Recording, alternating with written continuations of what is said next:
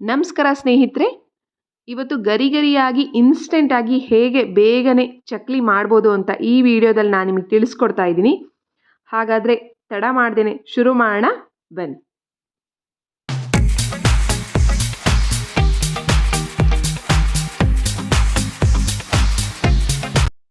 ಮೊದಲಿಗೆ ನಾನಿಲ್ಲಿ ಒಂದು ಪಾತ್ರೆಗೆ 2 ಕಪ್ಪಷ್ಟು ಅಕ್ಕಿ ಹಿಟ್ಟು ಹಾಕೋತಾ ಇದ್ದೀನಿ.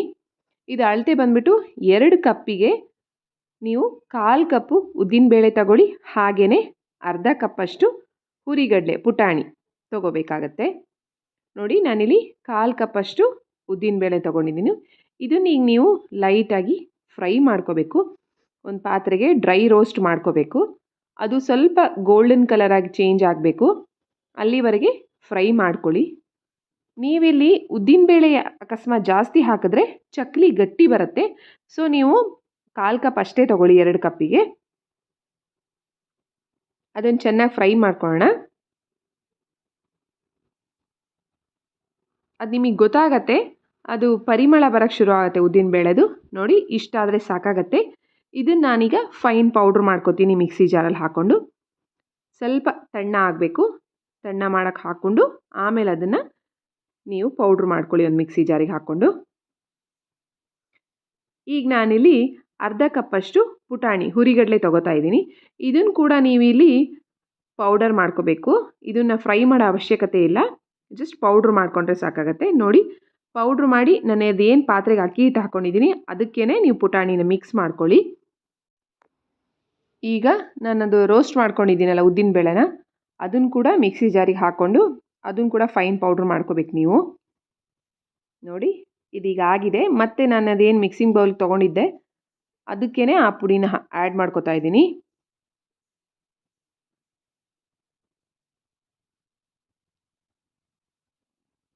ಇದಕ್ಕೀಗ ನಾನಿಲ್ಲಿ ಒಂದು ಸ್ವಲ್ಪ ಉಪ್ಪು, ರುಚಿಗೆ ತಕ್ಕಷ್ಟು ಒಂದು ಅರ್ಧ ಚಮಚದಷ್ಟು ಉಪ್ಪು ಹಾಕ್ಕೊಡ್ತಾ ಇದ್ದೀನಿ. ಆಮೇಲೆ ಸ್ವಲ್ಪ ಕರ್ಬೇವಿನ ಸೊಪ್ಪು ಸಣ್ಣಗೆ ಹೆಚ್ಕೊಂಡು ಹಾಕೋತಾ ಇದ್ದೀನಿ. ಕರ್ಬೇವಿನ ಸೊಪ್ಪು ಹಾಕೋದ್ರಿಂದ ಫ್ಲೇವರ್ ಚೆನ್ನಾಗಿರುತ್ತೆ. ಆಮೇಲೆ 1 ಚಮಚ ಜೀರಿಗೆ,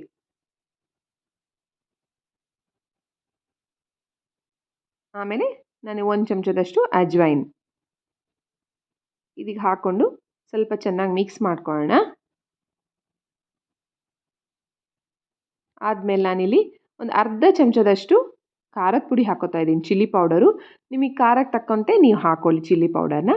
ಈಗ ಇದಕ್ಕೆ ನಾನು ಇಲ್ಲಿ ಒಂದು 3 ಟೇಬಲ್ ಸ್ಪೂನಷ್ಟು ಎಣ್ಣೆನ ಬಿಸಿ ಮಾಡಿ ಹಾಕೋತಾ ಇದ್ದೀನಿ. ಅದು ಚೆನ್ನಾಗಿ ಬಿಸಿ ಆಗಬೇಕು, ಆವಾಗಲೇ ಹಾಕ್ಕೊಳ್ಳಿ. ಹಾಕ್ಕೊಂಡು ಒಂದು ಚಮಚದಲ್ಲಿ ತಿರ್ಸ್ಕೊಳ್ಳಿ. ಅದು ಚೆನ್ನಾಗಿ ಮಿಕ್ಸ್ ಆಗಬೇಕು. ಚೆನ್ನಾಗಿ ಅದು ಮಿಕ್ಸಪ್ ಆದಮೇಲೆ ನೀವು ಅದಕ್ಕೆ ಕೈ ಹಾಕಿ, ಇಲ್ಲಾಂದರೆ ಸುಡತ್ತದು. ಬಿಸಿ ಎಣ್ಣೆ ಹಾಕೋದ್ರಿಂದ ನಿಮಗೆ ಚಕ್ಲಿ ಮೃದುವಾಗಿ ಬರುತ್ತೆ. ನೋಡಿ, ಅದೆಲ್ಲ ನೀಟಾಗಿ ಗಂಟು ಏನಿದೆ ಅದನ್ನೆಲ್ಲ ನೀಟಾಗಿ ಸ್ಮ್ಯಾಶ್ ಮಾಡ್ಕೊಳ್ಳಿ.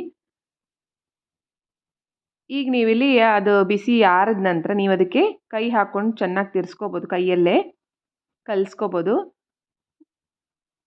ನೋಡಿ, ಆ ಎಣ್ಣೆ ಎಲ್ಲ ಕಡೆನೂ ಸ್ಪ್ರೆಡ್ ಆಗಬೇಕು, ಆ ಥರ ನೀವು ಕಲಿಸ್ಕೋಬೇಕು. ನೀವು ಈ ಥರ ಹಿಟ್ಟನ್ನ ಈ ಥರ ಗಟ್ಟಿ ಮಾಡಿ ಹಿಂಗೆ ಹಿಡಿದ್ರೆ, ನೋಡಿ ತೋರಿಸ್ತೀನಿ, ಈ ಥರ ಉಂಡೆ ಆಗಬೇಕು.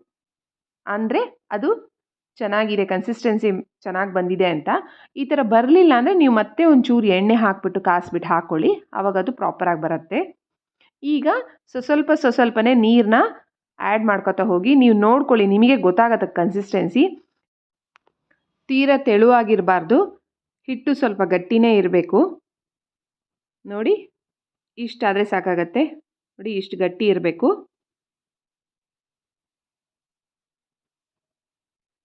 ಈಗ ನಾನಿಲ್ಲಿ ಸ್ವಲ್ಪನೇ ತೊಗೊಂಡು ಚಕ್ಲಿ ಹಾಕ್ತಿರಲ್ಲ ಆ ಅಚ್ಚಿಗೆ ಹಾಕ್ಕೊಂಡು, ನಿಮ್ಮ ಹತ್ರ ಯಾವ್ದು ಅಚ್ಚಿದೆ ಅದು ನೀವು ಯೂಸ್ ಮಾಡ್ಬೋದು.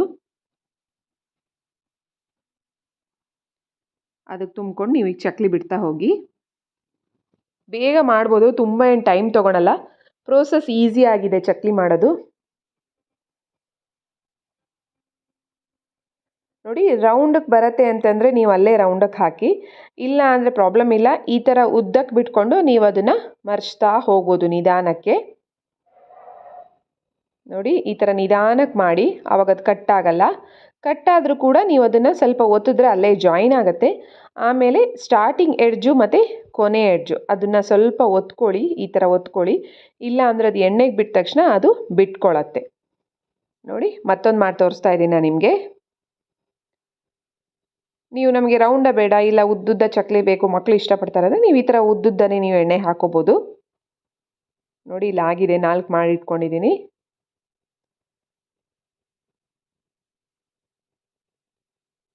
ಇಷ್ಟ ಆದರೆ ಸಾಕಾಗತ್ತೆ.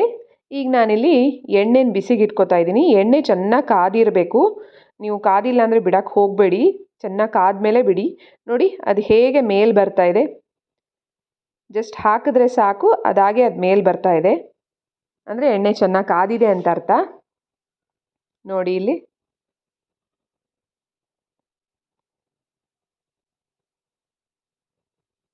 ಬಿಟ್ಟಾದಮೇಲೆ ನೀವು ಸ್ವಲ್ಪ ಲೋ ಫ್ಲೇಮಲ್ಲಿ ಇಟ್ಕೊಳ್ಳಿ, ಅಲ್ಲಿವರೆಗೂ ಹೈ ಫ್ಲೇಮೇ ಇರಲಿ. ಅದು ಸ್ವಲ್ಪ ಗೋಲ್ಡನ್ ಬ್ರೌನ್ ಆಗಬೇಕು, ಅಲ್ಲಿ ತನಕ ಫ್ರೈ ಮಾಡ್ಕೋತೀನಿ ನಾನು.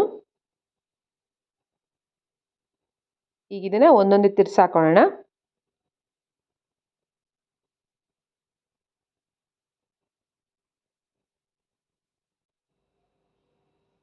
ನೋಡಿ ಇದೀಗ ಆಗಿದೆ, ಇಷ್ಟು ಕಲರ್ ಬಂದರೆ ಸಾಕು.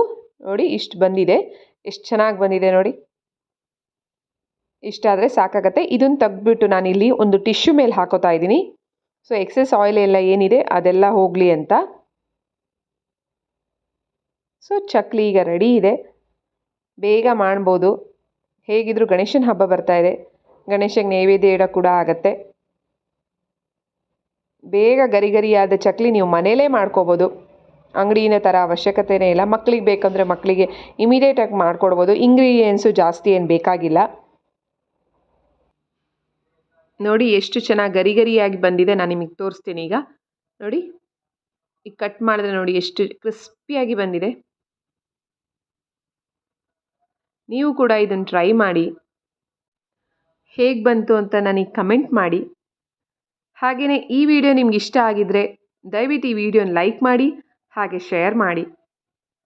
ಹಾಗೆ ಹೆಚ್ಚಿನ ವಿಡಿಯೋಗಾಗಿ ನನ್ನ ಚಾನಲ್ನ ಪ್ಲೀಸ್ ಸಬ್ಸ್ಕ್ರೈಬ್ ಆಗಿ ನನಗೆ ಸಪೋರ್ಟ್ ಮಾಡಿ. Thank you so much.